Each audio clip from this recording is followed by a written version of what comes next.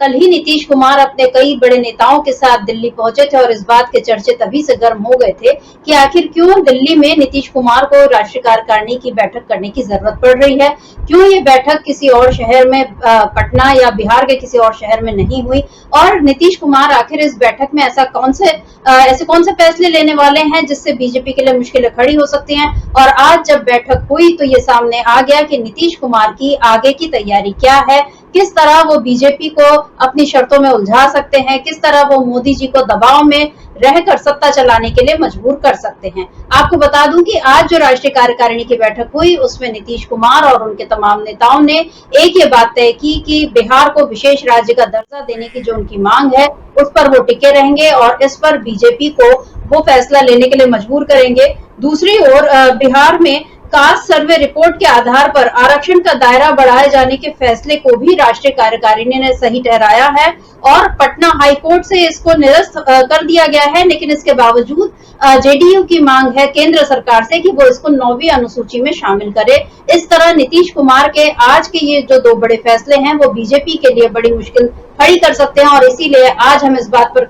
चर्चा करेंगे कि कैसे बीजेपी की मुश्किलें खड़ी करने की तैयारी में है जेडीयू यानी नीतीश कुमार, क्योंकि आप जानते हैं कि एक और नीतीश कुमार और दूसरी ओर चंद्रबाबू नायडू, इन दो बैसाखियों के सहारे ही पीएम मोदी की सरकार खड़ी हुई है। एनडीए सरकार इस वक्त चल रही है, लेकिन अब ये कब तक चल पाएगी, क्योंकि आज की राष्ट्रीय कार्यकारिणी की जो बैठक हुई है जेडीयू की और कल जो होगी और उसमें जो फैसले लिए जाएंगे उस पर क्या राजनीति किस तरह से तेज होगी और बीजेपी इसका मुकाबला कैसे करेगी, क्योंकि बीजेपी के ही नेता रहे हैं अश्विनी चौबे, पूर्व सांसद और मंत्री, जिन्होंने ये मांग की थी कि अगला चुनाव बिहार में जब होगा यानी 2025 का चुनाव वो नीतीश कुमार की जगह बीजेपी के नेतृत्व में लड़ा जाना चाहिए और इसको लेकर तमाम प्रतिक्रिया आने शुरू हो गई थी। लेकिन अब इस पर जेडीयू के जो बड़े नेता हैं केसी त्यागी, उनका एक बयान आया है। समझ में आता है कि बीजेपी क्या सोच रही है और जेडीयू किस राह पर चल रही है और अब क्या दोनों की राहें आगे भी साथ बनी रहेंगी या दोनों की राहें अलग अलग हो जाएंगी। इन्हीं सब पर आज हम चर्चा करेंगे। हमारे साथ मौजूद है हमारे ऑनलाइन एडिटर अमलेंदु उपाध्याय जी।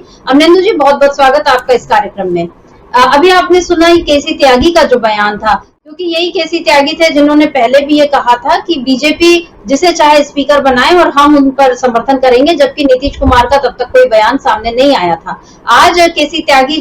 जो हमने अभी वक्तव्य सुना उनका, ये कार्यकारिणी की बैठक शुरू होने से पहले का था, जिसमें वो ये बता रहे थे कि आज किस किस पर चर्चा होगी और खबरें आ गई हैं कि संजय झा को कार्यकारी अध्यक्ष बनाया जा चुका है। अब आगे इस पर क्या डिटेल आएगा ये भी हम अपने दर्शकों को बताएंगे अमलेंदु जी, लेकिन इस समय जो ये सबसे बड़ी खबर ये है कि बीजेपी के सामने जेडीयू ने इस तरह से मुश्किल खड़ी कर दी है कि उसने अपनी बिहार को विशेष राज्य का दर्जा देने की जो मांग है उस पर अपनी बात रखी है और कार्यकारिणी में इस बात को उठाया गया है कि इस मांग पर हमको टिके रहना है। अब सवाल ये है कि क्या बीजेपी इस मांग को पूरा कर पाएगी, क्योंकि बहुत समय से ये आजकल की मांग नहीं है, ये बरसों की मांग है जेडीयू की और आरजेडी की भी, लेकिन अब तो दोनों अलग हैं, लेकिन जेडीयू बीजेपी के साथ है। तो ऐसे में क्या उम्मीद की जानी चाहिए कि बीजेपी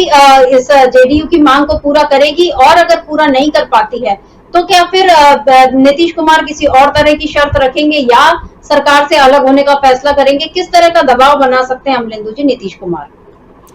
देखिए समिता जी, एक तो आज नीतीश कुमार ने दिल्ली में बैठक करके और संजय झा को अध्यक्ष बना के कई संकेत देने की कोशिश की है और जो तीन उनकी विशेष मांगे हैं वो तीनों विशेष मांगे जो हैं वो भी ये बताती हैं कि वो भारतीय जनता पार्टी के ऊपर ज़बरदस्त तरीके से दबाव बना रहे हैं और ज़बरदस्त तरीके से वो चाहते हैं कि भारतीय जनता पार्टी उनसे दब के काम करे। आपने उनके एक वाक्य पर ध्यान नहीं दिया समिता जी, जो केसी त्यागी कह रहे थे, वो कह रहे थे कि नीतीश कुमार एनडीए में सर्वमान्य नेता हैं। फिर उसके बाद उन्होंने कहा कि बाद में कहा कि मोदी जी जो हैं वो एनडीए के सबसे बड़े नेता हैं, ये कहा, लेकिन सर्वमान्य नेता जो है वो नीतीश कुमार है, ये केसी त्यागी ने कहा है। तो अब ये मोदी जी को समझना है और भारतीय जनता पार्टी को समझना है कि नीतीश कुमार एनडीए के सर्वमान्य नेता हैं। ये बात केसी त्यागी ने बहुत जोर दे करके कही है। इसके निहितार्थ समझे जा सकते हैं कि इस सरकार के साथ जेडीयू के संबंध किस तरीके के हैं। दूसरी बात समिता जी की, जिस तरीके से संजय झा को कार्यकारी अध्यक्ष बनाया गया है, संजय झा को कार्यकारी अध्यक्ष बनाने का क्या मतलब है ये भी समझा जाना है। और केसी त्यागी ने मीटिंग से निकलने के बाद कुछ कहा है समित्रा जी, हम उसको भी सुनते हैं कि क्या कह रहे हैं केसी त्यागी। लेकिन जो संजय झा को बनाया है उसका एक जो संदेश है वो संदेश ये है कि भारतीय जनता पार्टी के वोट बैंक पे भी अब डाका डालने की तैयारी नीतीश कुमार कर रहे हैं संजय झा को कार्यकारी अध्यक्ष बना करके। तो ये किस तरीके का समीकरण बनाने की कोशिश कर रहे हैं नीतीश कुमार, इसको समित्रा जी समझा जा सकता है। यानी कि कहीं ना कहीं जो गांठ पड़ी हुई है नीतीश कुमार और भारतीय जनता पार्टी के बीच में, उस गांठ में और गांठें पड़ रही हैं, ये समझा जा सकता है इस कार्यकारिणी की बैठक से। और उससे जो बातें निकल करके आ रही हैं उससे ये साफ तौर पे समझा जा सकता है कि ये गांठें अब और ज़्यादा पड़ रही हैं। और वो रहीम का ही धागा है, दोहा है समित्रा जी के, गांठ पड़े फिर जो मतलब जोड़ा तो सिर्फ धागा टूट जाए तो क्या है कि वो जुड़ता है तो वो गांठ पड़ जाती है। तो ये इनके धागे तो कई बार टूट चुके हैं, तो ये जितनी बार जुड़ते हैं समित्रा जी उतनी गांठें और पड़ती चली जाती हैं। अब ये तो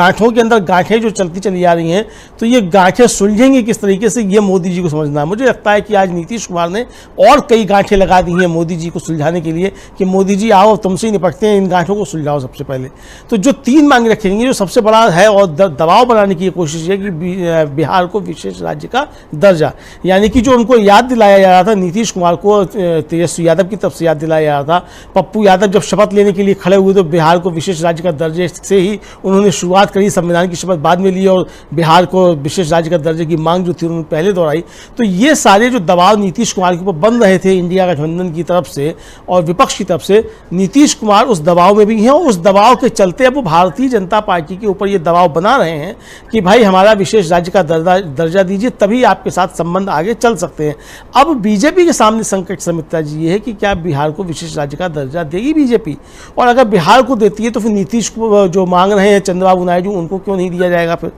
वहाँ तो राज्य भी नया बना है, अभी वहाँ जो है नई बन रही है राजधानी, उसके लिए भी पैसा चाहिए है, राज्य के विकास के लिए चाहिए है। चंद्रबाबू नायडू ने जब संयुक्त आंध्र प्रदेश के मुख्यमंत्री थे, हैदराबाद और साइबराबाद में उन्होंने बहुत काम किया था। जो संपत्तियाँ जो हैं वो उनका जो बंटवारा हो रहा है वहाँ, किस तरीके से उसकी जो आंध्र की संपत्ति जो उसके हिस्से में आई है उसका किस तरीके से वहाँ अवमूल्यन हो रहा है, वो ये सारे संकट वहाँ आंध्र प्रदेश के सामने हैं जो जेन्युइन संकट हैं। बिहार के भी संकट जेन्युइन है जो उसको विशेष राज्य का दर्जा चाहिए, लेकिन आंध्र के भी जेन्युइन संकट हैं जो उसको चाहिए, पैसा चाहिए उसके लिए। तो अब ये सवाल ये है समित्रा जी कि यहाँ तो जो है लोगों को तनख्वाह देने के पैसे नहीं हो रहे हैं केंद्र सरकार के पास।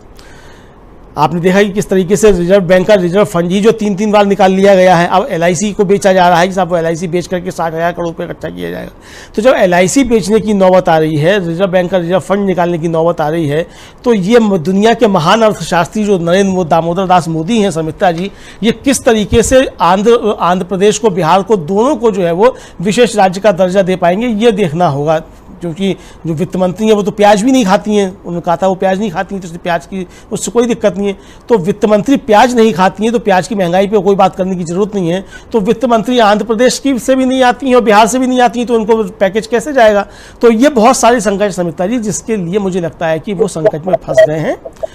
नरेंद्र मोदी को ये एक तरीके से आज नीतीश कुमार ने फंसाया है। हालांकि एक समय सीमा तय की है, थोड़ी सी मोहलत दी है बीजेपी को कि भाई आप हमारी बातों में विचार कीजिए, लेकिन जो अपनी 3 मांगे उन्होंने रखी हैं वो तीनों मांगे भारतीय जनता पार्टी को बहुत परेशान करने वाली हैं समित्रा जी। जी बिल्कुल, भारतीय जनता पार्टी की परेशानियां बढ़ती हुई दिख रही हैं बिहार में खासकर, क्योंकि इसी बिहार में जनवरी में वो सत्ता में लौटी थी, किसी तरह उसने नीतीश कुमार को अपने पाले में मिलाया था और उसके बाद उसे उम्मीद थी कि अब नीतीश कुमार उसके इशारों पर चलेंगे, क्योंकि तब कहा यही जा रहा था कि नीतीश कुमार पर किसी तरह का दबाव बनाया गया है और इस वजह से उन्होंने इंडिया गठबंधन का साथ छोड़ा है। लेकिन अब जो स्थितियां सामने आ रही है उसमें ऐसा लग रहा है कि नीतीश कुमार ने शायद किसी बड़े प्लान के तहत इंडिया गठबंधन को छोड़ा था और बीजेपी का साथ लिया था, ताकि बीजेपी को वो अब अपने इशारों पर चला सके, ये अब दिख रहा है। और आज की जो कार्यकारिणी की बैठक हुई उसमें उससे पहले 2 और बड़े नेता हैं, एक तो राष्ट्रीय प्रवक्ता है नीरज कुमार और उससे पहले विजय चौधरी, इन दोनों के भी बयान सामने आए थे। क्या कहा है इन दोनों?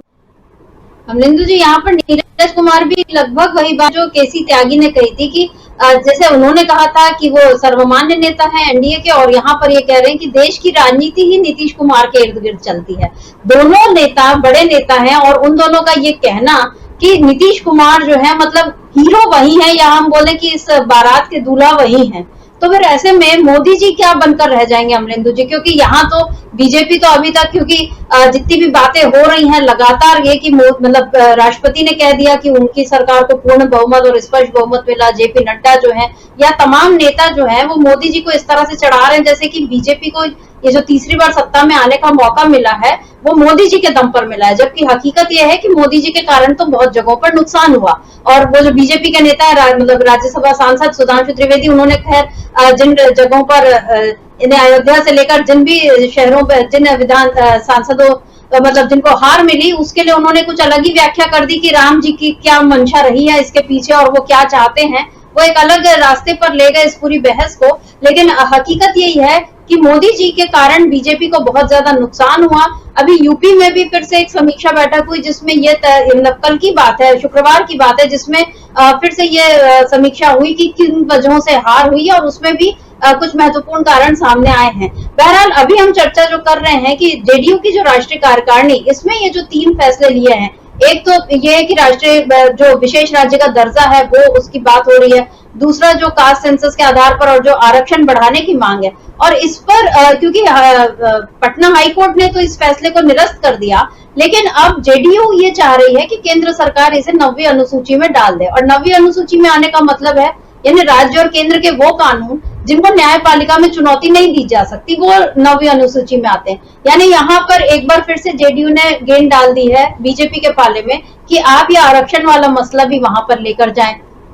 ताकि हम लोगों को आसानी हो। और तीसरा ये जो है कि जो झारखंड में भी फिर जो चुनाव लड़ने का फैसला है जेडीयू का, ये ऐसे 3 महत्वपूर्ण फैसले और इसके साथ साथ जिस तरह से संजय झा को कार्यकारी अध्यक्ष बनाया गया है, आप किस तरह से इन तमाम फैसलों को देखते हैं अमलेंदु जी, और इसमें बीजेपी के लिए किस तरह की मुश्किलें खड़ी होती है आप देख रहे हैं? एक तो समिता जी जो बार जेडीयू की तरफ से संदेश देने की कोशिश की जा रही है वो मोदी जी को कोशिश ये दी जा रही है कि मोदी जी ये जो सरकार बनी है नीतीश कुमार की वजह से बनी है। और समिता जी इसमें कोई दो राय है भी नहीं, भारतीय जनता पार्टी भी अंदर से इस बात को महसूस करती है कि सरकार जो बनी है वो नीतीश कुमार के दम पे ही ये सरकार बनी है। क्योंकि जिस तरीके से भारतीय जनता पार्टी के ही नेता हैं डॉक्टर संजय पासवान, उनका हम लोगों ने बयान सुनवाया था, बताया था कि वो कह रहे हैं कि अगर बीजेपी साथ में नीतीश कुमार साथ में नहीं होती तो बीजेपी बिहार में 0 पे आउट हो जाती। इसी तरीके से सम्राट चौधरी जो है जिनका हवाला दिया जा रहा है वो सम्राट चौधरी का बयान का हवाला केसी त्यागी ने भी दिया और वो विजय चौधरी ने भी दिया। इसका मतलब समिता जी ये है कि ये संदेश भी दिया जा रहा है बीजेपी को, खासतौर से मोदी जी अमित शाह को, कि आपकी पार्टी में भी हमारे लोग हैं और समय आने पर ये हमारे साथ होंगे और आपको हम यहाँ नुकसान पहुँचा सकते हैं। तो इसलिए आप बराए मेहरबानी कुछ गड़बड़ सड़बड़ करने की सोचिए भी नहीं, कोशिश भी मत कीजिए, चूँकि इन लोगों को मालूम है जो आपके लोग हैं, जो आपके प्रदेश अध्यक्ष भी हैं उनमें से एक और एक पूर्व अध्यक्ष भी हैं और आपके अनुसूचित जाति मोर्चा के वो राष्ट्रीय अध्यक्ष भी रहे हैं डॉक्टर संजय पासवान, उनको भी मालूम है कि नीतीश कुमार की वजह से ही बिहार में एनडीए ताकतवर है, उसी की वजह से सरकार बनी है। तो ये तो बात सही है समिता जी, अगर नीतीश कुमार नहीं होते तो बिहार से 30 सीटें कम हो जाती हैं एनडीए की, और एनडीए की 30 सीटें कम हो जाती तो बीजेपी कहाँ पे होती, आप समझ सकती हैं, 200 पे आती, सरकार नहीं बनती। तो ये बार बार मोदी जी को एहसास कराया जा रहा है कि आप हमारी वजह से हैं, हम आपकी वजह से नहीं हैं, और आपकी जो है मजबूरी है हमें साथ में रखना, हमारी कोई मजबूरी आपको साथ रखने की नहीं है। ये संदेश अब जनता दल यूनाइटेड की तरफ से दिया जाना शुरू हो गया है समित्रा जी, और बहुत ही स्पष्ट शब्दों में ये संदेश दिया जा रहा है। तो और ये भी बताया जा रहा है कि आपको हमारे मुद्दों पे बात करनी पड़ेगी, हमारे मुद्दे जो हैं उन्हें आपको मानना पड़ेगा और आपको अपने मुद्दे दरकिनार करने होंगे। जो 9वीं अनुसूची में आरक्षण को जो शामिल करने का मसला है समित्रा जी, वो साफ तौर पे यही है कि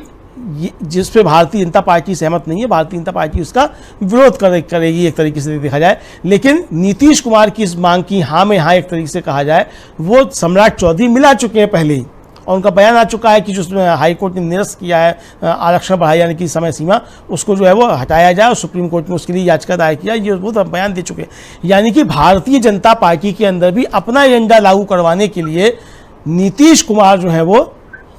पहले से फील्डिंग पूरी कर चुके हैं। तो ये जो संभावनाएं या आशंकाएं व्यक्त की जानी थी कि साहब वो 272 अपना पूरा करने के लिए भारतीय जनता पार्टी जेडीयू को तोड़ेगी और उनके सांसदों को तोड़ेगी, तो ये भी संदेश दे दिया गया है कि अगर आपने कोई इस तरीके की हरकत करने की कोशिश की तो हम आपको बिहार में तोड़ देंगे।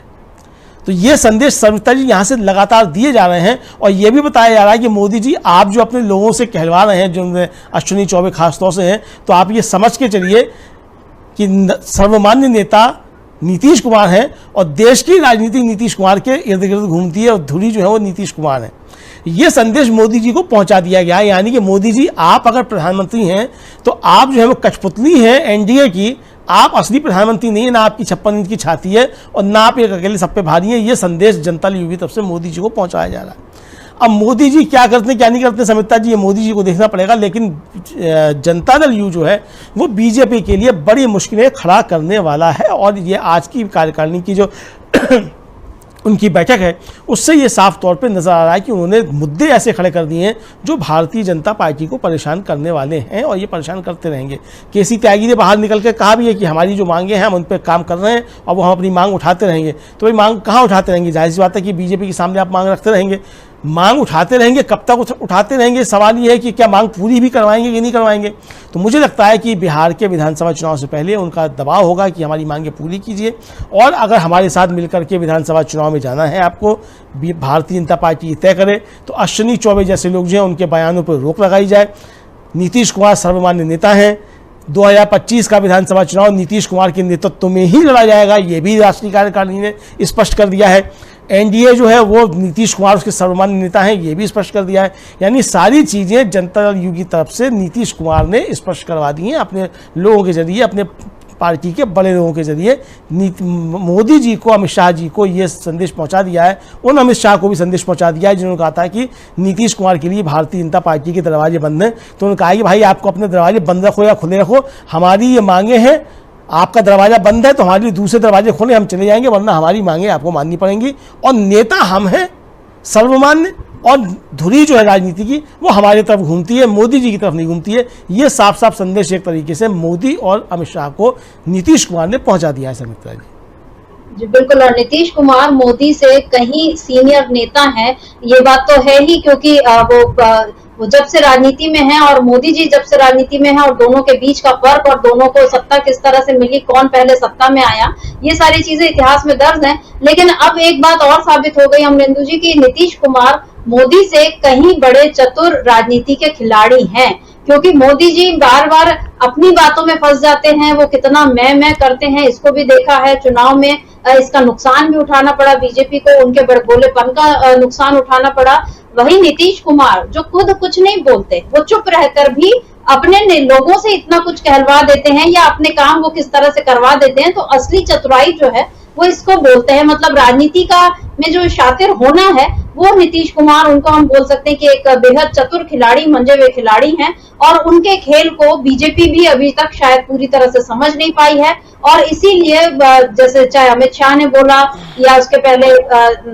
प्रधानमंत्री मोदी भी नीतीश कुमार के डीएनए में खोट निकालने लगे थे। तो ये इस तरह की जो बातें, और आप जो रहीम का जो दोहा बोल रहे थे कि रहीमन धागा प्रेम का मत तोड़ो चटकाए, टूटे से फिर ना जुड़े, जुड़े गांठ पड़ जाए। तो बिहार में यानी नीतीश कुमार और मोदी के बीच में ये गांठें जो हैं वो बहुत बढ़ती गई हैं, और अभी भी उन गांठों के बावजूद, ठीक है दोनों सत्ता में एक साथ हैं, लेकिन अब नीतीश कुमार जो खेल खेल रहे हैं, जिस तरह का मैदान उन्होंने तैयार कर लिया, जिस तरह की गोटियां उन्होंने बिछा ली हैं, उसमें बीजेपी के लिए बहुत सारी मुश्किलें खड़ी हो रही हैं। इधर लालू प्रसाद जी ने भी एक मुश्किल खड़ी कर दी है। आज उनका एक आर्टिकल आया है इंडियन एक्सप्रेस में, जिसमें उन्होंने इमरजेंसी को लेकर कई खास बातें लिखी, और उसमें उन्होंने बताया है कि जेपी जो थे, जो मतलब जिनके कारण, जो इमरजेंसी में सबसे अहम, जिनके ऊपर इंदिरा गांधी को जिनके कारण इमरजेंसी का ऐलान करना पड़ा था,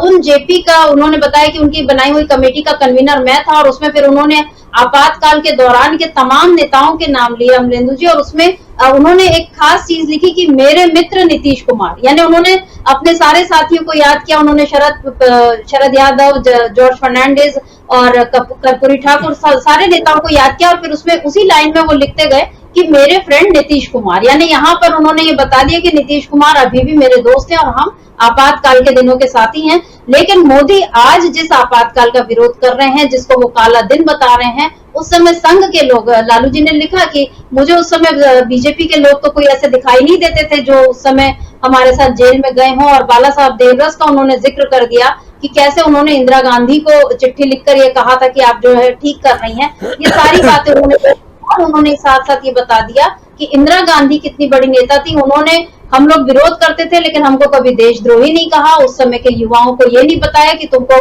किससे शादी करनी चाहिए, किससे नहीं करनी चाहिए, क्या खाना चाहिए, क्या नहीं खाना चाहिए। मतलब किस तरह की इमरजेंसी अभी है और उस समय जो इमरजेंसी थी, दोनों में कितना फर्क है। इंदिरा गांधी खुद कितनी बड़ी नेता रही हैं, किस तरह से बांग्लादेश का निर्माण उन्होंने कराया, ये सारी बातें लालू प्रसाद जी के आज के लेख में हैं, जिसमें एक ये करारा जवाब है मोदी जी को और तमाम बीजेपी को, जिसने संसद में इस समय जरूरी मुद्दों को छोड़कर आपातकाल पर चर्चा करना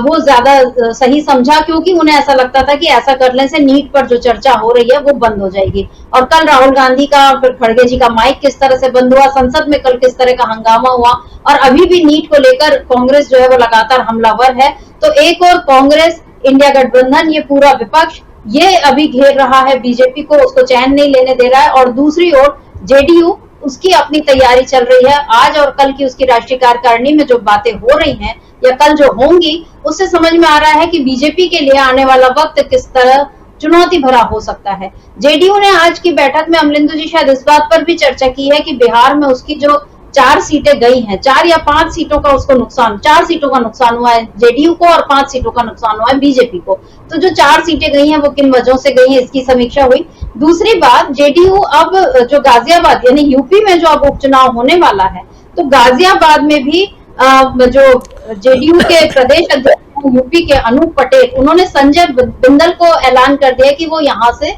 चुनाव लड़ेंगे। तो यहाँ क्या यूपी में जेडीयू और बीजेपी, इनके बीच कोई तालमेल नहीं देखने मिलेगा अमरेंद्र जी? और क्योंकि योगी और मोदी के बीच तो वैसे ही तालमेल नहीं देखने मिल रहा। जो अभी मैं आपको बता रही थी कि बीजेपी की एक कोर कमेटी की बैठक कल लखनऊ में हुई और उसमें ये बात सामने आई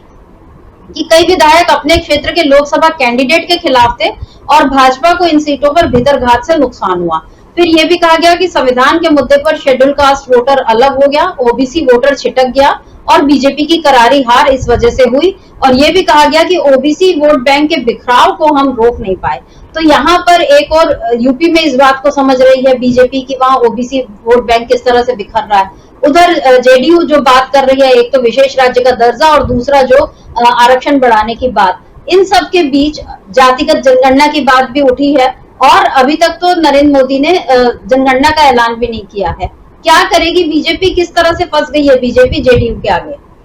देखिए समिता जी, जेडीयू ने बहुत अच्छे तरीके से भारतीय जनता पार्टी को फांस लिया है, जबकि चर्चा ये थी कि नीतीश कुमार फंसे हुए हैं। फंसे हुए अब नीतीश कुमार नहीं है, नीतीश कुमार ने भारतीय जनता पार्टी को फांस लिया है। मोदी जी को जबरदस्त तरीके से फांस लिया है नीतीश कुमार ने। नीतीश कुमार ने जो जाल बुने हैं उसमें भारतीय जनता पार्टी को फंसना है और जितना निकलने की कोशिश करेगी उतना और फंसती चली जाएगी। जैसा कि आपने बताया कि उत्तर प्रदेश की जो चर्चा हो रही है कि वहाँ भारतीय जनता पार्टी को नुकसान क्यों हुआ, किस तरीके से ओबीसी वोटर जो है वो छिटक गया और दलित मतदाता जो है वो भारतीय जनता पार्टी से बाहर चला गया संविधान बचाने के मसले को लेकर के। बिहार में उस तरीके से असर नहीं हुआ इन मुद्दों का जिस तरीके से उत्तर प्रदेश में असर हुआ। अगर बिहार में भी इस तरीके से असर होता तो समझता है आज स्थिति दूसरी होती, केंद्र सरकार में इंडिया गठबंधन की सरकार होती। इस बात को नीतीश कुमार भी समझा रहे हैं भारतीय जनता पार्टी को, और भारतीय जनता पार्टी भी ये बात समझ रही है कि अगर यूपी जैसे हालात बिहार में भी हो गए होते, हालांकि तेजस्वी यादव का वोट बैंक बढ़ा है वहाँ, मतलब राष्ट्रीय जनता दल का, लेकिन वोट बैंक बढ़ा है, वो सीटों में कन्वर्ट नहीं हुआ। लेकिन उत्तर प्रदेश में जिस तरीके से वो सीटों में भी कन्वर्ट हुआ है, अगर यही स्थिति बिहार में भी हो जाती तो भारतीय जनता पार्टी औंधे मुंह गिरती। और नरेंद्र मोदी जो है अभी जो राष्ट्रपति के मुंह से कहलवा रहे हैं कि साहब वो बहुमत की, स्पष्ट बहुमत की सरकार है, तो ये कहलवाने का अवसर फिर राष्ट्रपति को से नहीं मिलता नरेंद्र मोदी को। तो ये अच्छे तरीके से बीजेपी समझ रही है और नीतीश कुमार इस बात को बार बार याद दिला रहे हैं कि आपकी ये स्थिति फिर नहीं होती। तो जो जिस तरीके से आपने बताया कि उत्तर प्रदेश में वो घोषणा कर रहे हैं कि गाजियाबाद से लड़ेंगे, उनके प्रदेश अध्यक्ष ने घोषणा कर दी है जेडीयू के, तो जाहिर सी बात है कि समिता जी जेडीयू भी चूंकि दूसरे राज्यों में भी है और जगह भी चुनाव लड़ती है वो, तो उसके और जगह विधायक भी हैं एक दो करके। तो अब जाहिर सी बात है कि ये संघर्ष तो बढ़ेगा, चूंकि अब जेडीयू को भी बताना है कि वो भी राष्ट्रीय पार्टी, ये बताया जा रहा है कि वो एनडीए के सर्वमान्य नेता है और देश की राजनीति जब नीतीश कुमार के इर्द गिर्द घूमती है तो क्यों नहीं लड़ेंगे वो उत्तर प्रदेश में चुनाव। जाहिर सी बात है कि जब उत्तर प्रदेश के उपचुनाव में समाजवादी पार्टी और कांग्रेस का भी गठबंधन हो रहा है, वो भी मिलकर के लड़ रहे हैं, तो एनडीए के जो दल हैं वो क्यों नहीं लड़े उत्तर प्रदेश में मिलकर के चुनाव? तो अब ये होगा, तो अब इसका मतलब समझता जी ये है कि ये संकेत दिया जा रहा है कि अगर आप मिलकर नहीं लड़ेंगे तो हम उत्तर प्रदेश में भी फिर आपको नुकसान पहुंचाएंगे और जो उत्तर प्रदेश की राजनीति है उसमें फिर हम दखल देंगे। तो कुल मिलाकर के ये संदेश देने की सविता जी कोशिश की जा रही है नीतीश कुमार की तरफ से और जनता दल यू की तरफ से कि बीजेपी जो है उसको किस तरीके से फांस दिया गया है और बीजेपी किस तरीके से जो है वो इस दुष्चक्र में कहा जाए जो नीतीश कुमार का है उसमें फंसती चली जा रही है। जो सबसे बड़ी बात है वो ये है कि नीतीश कुमार ने जो अभी दांव चले हैं, खासतौर से जो अपनी 3 मांगे रखी हैं नीतीश कुमार ने, मतलब जनता दल यू ने 3 मांगे, एक तो यही है कि नीतीश कुमार के नेतृत्व में ही 2025 का विधानसभा चुनाव लड़ा जाएगा। अभी तक बात कही जा रही है कि 2025 में विधानसभा चुनाव होगा, उसका चुनाव लड़ा जाएगा। तो अभी से कोई कहने की आवश्यकता नहीं थी। ये साफ तौर पे जाहिर करता है कि ये एक तरीके से बीजेपी के ऊपर दबाव बनाने की तैयारी है कि आपको अभी से सतर्क होना पड़ेगा। आपके जो छुटवैये नेता जिनको कह दिया गया, जैसे अश्विनी चौबे की तरफ इशारा किया केसी त्यागी ने कि हम छुटवैये नेताओं की बात पे कोई विचार नहीं करते, तो ये भी बताने की कोशिश की गई है कि आपके जो केंद्रीय मंत्री रह चुके लोग हैं वो छुटवैये नेता हैं और ऐसे लोगों को राज्य की राजनीति पे कोई टिप्पणी करने की ज़रूरत नहीं है और उन पर जो है कोई भी विचार नहीं किया जाएगा और उनको कोई महत्व नहीं दिया जाएगा। ये नीतीश कुमार की तरफ से एक संकेत देने की कोशिश की गई है। दूसरा जो विशेष राज्य का दर्जा है जो जिसके लिए बार बार उठा है, उसने कहा है कि इस पे हम दबाव बनाते रहेंगे। जाहिर सी बात है कि ये भारतीय जनता पार्टी को काफ़ी ज़्यादा परेशान करने वाली चीज़ होगी कि किस तरीके से बिहार को विशेष राज्य का दर्जा दिया जाए। जाहिर सी बात है कि विशेष राज्य का दर्जा जो है वो विधानसभा चुनाव से पहले ही दिया जाना होगा। विधानसभा चुनाव से पहले का दिया जाता है तो फिर आंध्र प्रदेश भी उसकी मांग करेगा, आंध्र प्रदेश उसकी मांग करेगा, तो किस तरीके से ये सरकार विशेष राज्य का दर्जा देगी बिहार को। और अगर नहीं देती है तो विपक्ष जो है खासतौर से इंडिया गठबंधन वो काफ़ी ज़्यादा हमलावर रहेगा भारतीय जनता पार्टी के ऊपर और खासतौर से नीतीश कुमार के ऊपर भी हमलावर रहेगा कि आप उनके साथ जुड़े हुए बने रहिए। परिचर्चा अभी जारी है। वीडियो को लाइक और शेयर कर दीजिए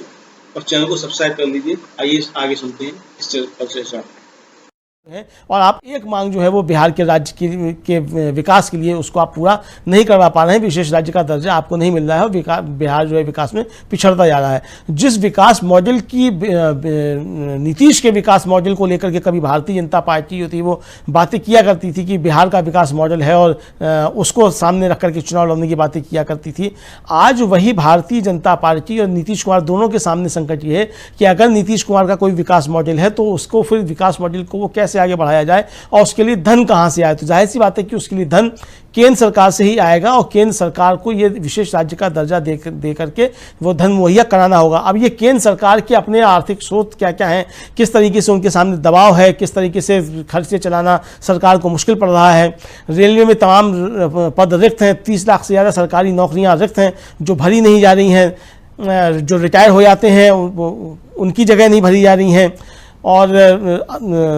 एक्सटेंशन पे एक्सटेंशन जो है वो कर्मचारियों को दिए जाते हैं। यानी कि एक तरीके से कहा जाए कि नई भर्तियों पर रोक लगाई जा रही है, इसलिए चूंकि सरकार के पास सरकार चलाने के लिए पैसा नहीं है। अग्निवीर जो लाई गई वो भी इसीलिए लाई गई, अग्निवीर योजना, ताकि जो है वो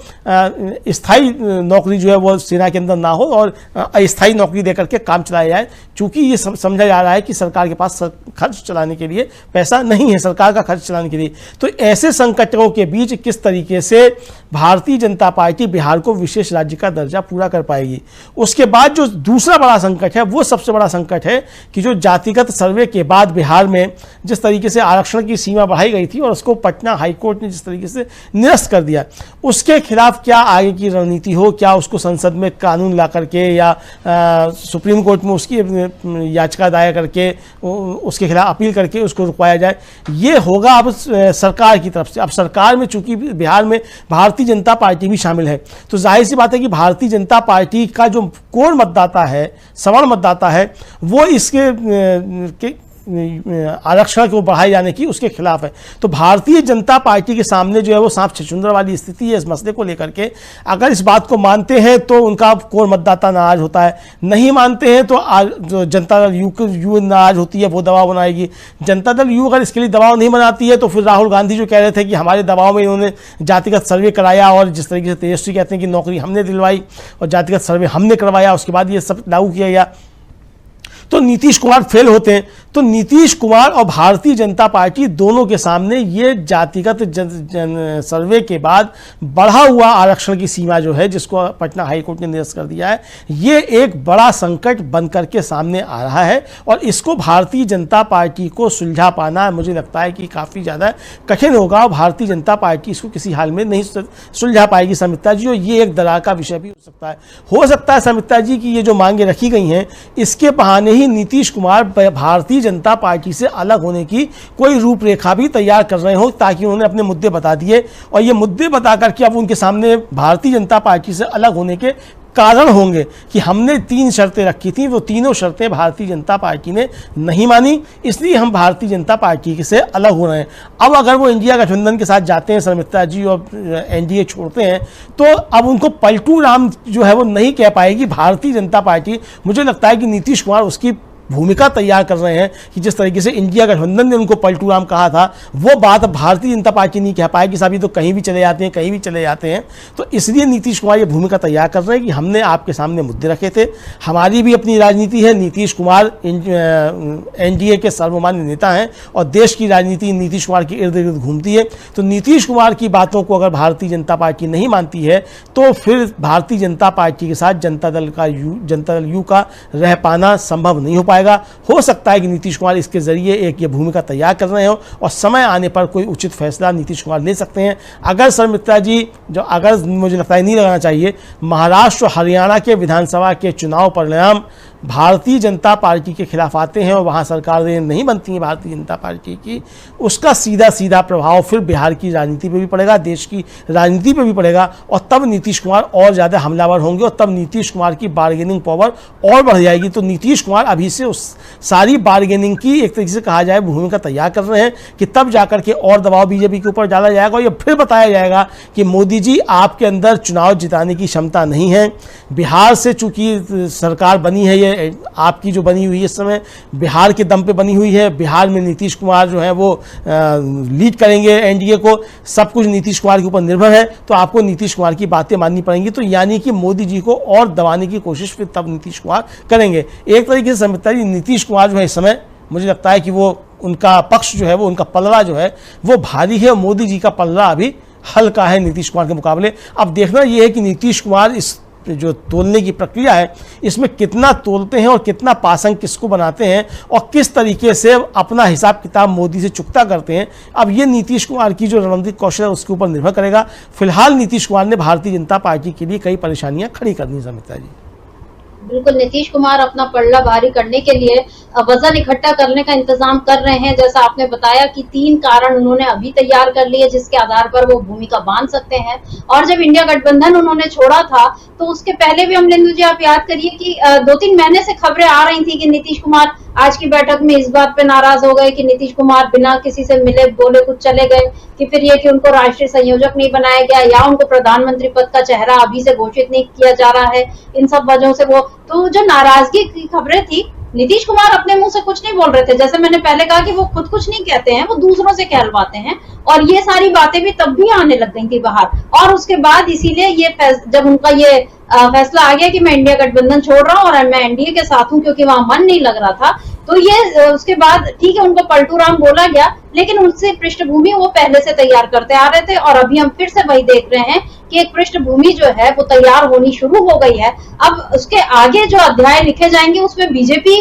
का नाम किस तरह से दर्ज होगा, मोदी जी के लिए वो किस तरह से बार्गेनिंग करेंगे, क्योंकि अगर वो इंडिया गठबंधन में रहकर ये चाह सकते हैं कि प्रधानमंत्री पद का चेहरा मैं रहूं, तो हो सकता है वो ये भी चाह सकते हैं कि अगर एनडीए की सरकार बनी रहना आप लोग चाहते हैं तो फिर मुझे प्रधानमंत्री पद का चेहरा बनाइए। आदमी की महत्वाकांक्षाएं और उसकी कोई सीमाएं तो होती नहीं है। तो ये सब चीजें नजर आ रही हैं। और जिस तरीके से हमने अभी आपने जो जिक्र किया अमलेंदु जी के महाराष्ट्र और हरियाणा इन 2 राज्यों में जो चुनाव होंगे और उसमें बीजेपी की जो स्थिति दोनों जगहों पर कमजोर दिख रही है। कल हमने सुना दुष्यंत चौटाला जो कह रहे हैं कि अब हम कभी बीजेपी के साथ नहीं जाएंगे। उसी तरह से अब महाराष्ट्र में जिस तरह से बीजेपी के भीतर ही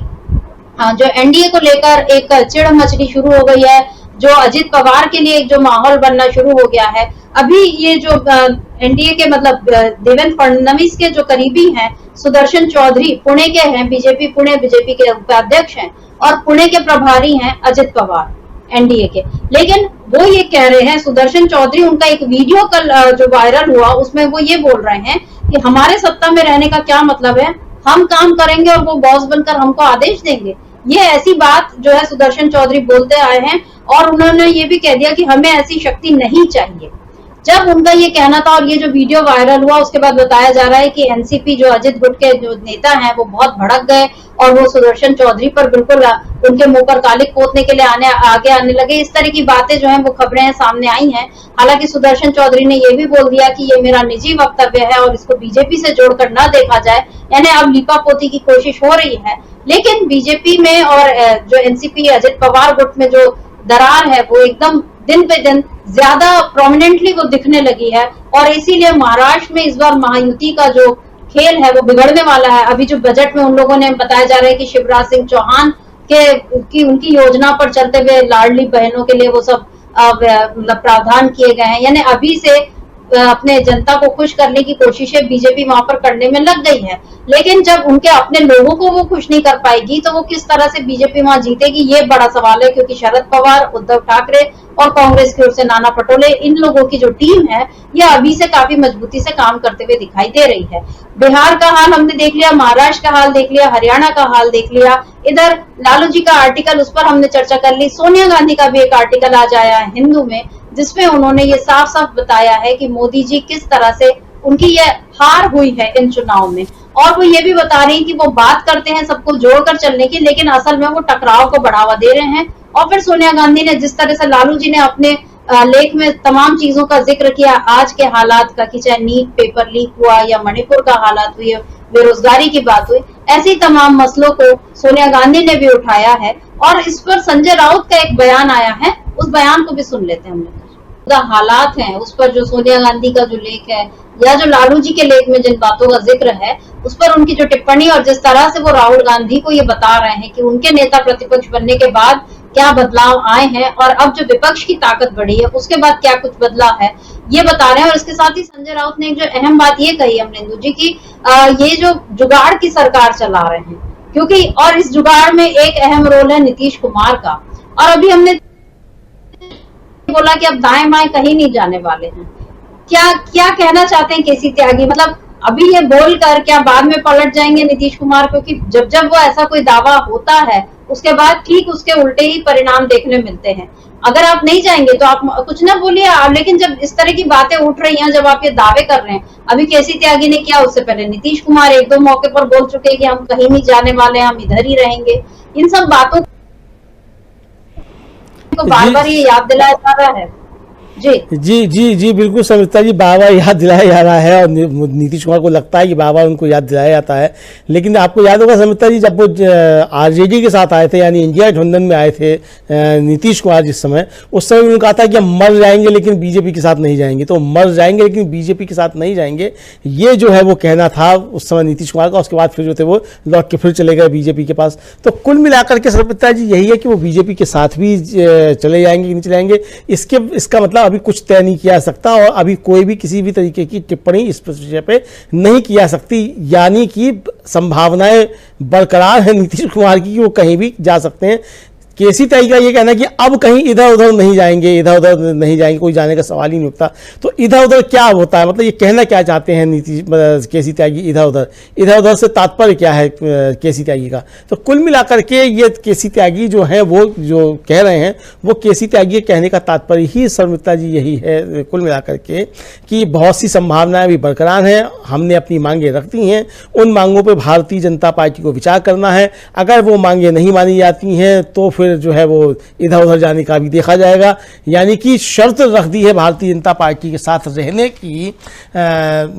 नीतीश कुमार की पार्टी जनता दल यूने की, अगर आपको हमें अपने साथ रखना है तो हमारी शर्तें माननी होंगी, वरना इधर उधर जाने के हमारे पास रास्ते खुले हुए हैं। तो समिता जी, हमको लगता है कि आज की इस चर्चा को यहीं पे विराम दिया जाए और हम अपने दर्शकों का शुक्रिया अदा करते हैं जो हमारे साथ जुड़े रहे। और इस कार्यक्रम को आपको अच्छा लगा हो तो शेयर कीजिएगा और कमेंट करके अपनी राय भी बताइएगा। धन्यवाद। आशा है ये कार्यक्रम आपको पसंद आया होगा।